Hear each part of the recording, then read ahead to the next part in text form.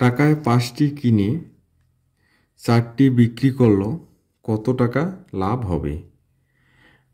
এই রকম অঙ্কে তোমরা খেয়াল করো, সে 4টি কিনে 5টি বিক্রি করে, এটাকে আমরা ক্রয় মূল্য ধরব আর এটাকে ধরব বিক্রয় মূল্য।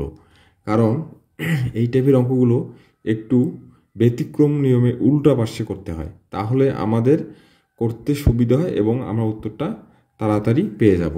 তাহলে ধরো আমাকে এই বিক্রিটাকে ধরবো ক্রয় মূল্য, ঠিক আছে? তাহলে বিক্রয় মূল্য, যেহেতু আমাদের কি লাভ হয়, বিক্রয় মূল্য 5 টাকা, ক্রয় মূল্য 4 টাকা, তাহলে লাভ হয় 1 টাকা। তাহলে আমাদের যে লাভ হয় 1 টাকা, কত টাকায় লাভ হয় খেয়াল করো, কত টাকায় লাভ হয়? এই ক্রয় মূল্য 4 টাকায়, তাহলে আমরা লিখতে পারি 4 টাকায় লাভ হয় 1 টাকা।